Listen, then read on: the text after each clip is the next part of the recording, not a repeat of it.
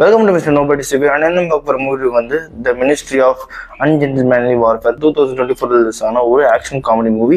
இந்த படத்தை ரிவ்யூ போது முன்னாடி நம்ம சேனலை இன்னும் சப்ஸ்கிரைப் பண்ண பார்த்தீங்கன்னா சப்ஸ்கிரைப் பண்ணுங்க. த ஹெல்ப்மெண்ட் ஆர்கனைஸ் உங்களுக்கு மூவி சிறப்பு வந்துகிட்டே இருக்கும். ஆனால் இந்த படத்தோட கதை எங்கே ஆரம்பிக்குது அப்படின்னு பார்த்தீங்கன்னா, ஃபர்ஸ்ட் ஆஃப் ஆல் வந்து இது ஒரு ரிவ்யூன்னு சொல்ல முடியாது. எனக்கு இந்த படம் பார்த்து என்ன புரிஞ்சுதோ அதை நான் இந்த வீடியோவில் சொல்கிறேன். அதை நீங்கள் வந்து எப்படி வேணால் கன்சிடர் பண்ணிக்கோங்க. இந்த படம் வந்து வேர்ல்டு வார் 2ல் வந்து ஸ்டார்ட் ஆகுது. ஓகேங்களா? அவர் அந்த சமயத்தில் வந்து ஜெர்மனுக்கும் பிரிட்டிஷ்க்கும் வந்து இந்த மாதிரி சண்டை போயிட்டு இருக்கு போல. ஓகேங்களா?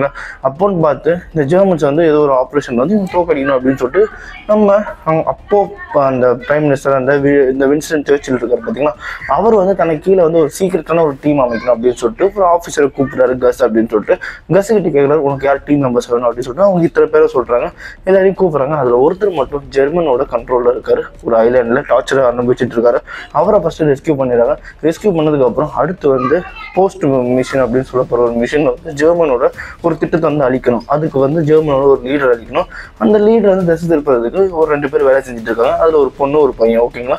ஆனால் அதே மாதிரி வந்து அவங்க வந்து இவங்களுக்கு தேவையான இன்ஃபர்மேஷன்லாம் சொல்லிட்டு இருப்பாங்க.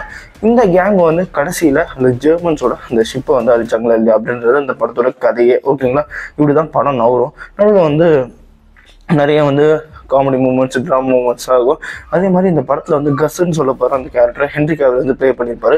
உண்மையாகவே அவர் பண்ணதில் இது ஒரு டிஃப்ரெண்டான கேரக்டர் நான் சொல்லுவேன். எனக்கு வந்து அவர் வந்து இத்தனைலாம் அவர் ஒரு இதில் பார்த்துருப்போம். இது வந்து ஒரு மாதிரி டிஃப்ரெண்ட்டாக காமெடியாகவும் ஒரு மாதிரி அவருக்குன்னு ஒரு ஆட்டிடியூடு காமெடியில் சூப்பராகவே பண்ணியிருப்பாரு.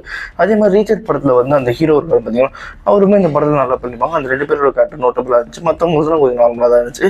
இந்த 2 பேர் எனக்கு நோட்டபுளாக பிடிச்சிருந்தது. அதே மாதிரி வந்து எப்படி சொல்றேன்னா, ஒரு ஆவரேஜான ஒரு ஆக்ஷன் காமெடி மூவின்னு நான் சொல்லுவேன். அதனாலே இந்த படத்துக்கு நான் $3 தருவேன். இதே மாதிரி மூவி பார்க்கணும் நம்ம சேனலை சப்ஸ்கிரைப் பண்ணுங்க. நான் மிஸ் நோபடி சந்திக்கிறேன். Bye, have a great day guys.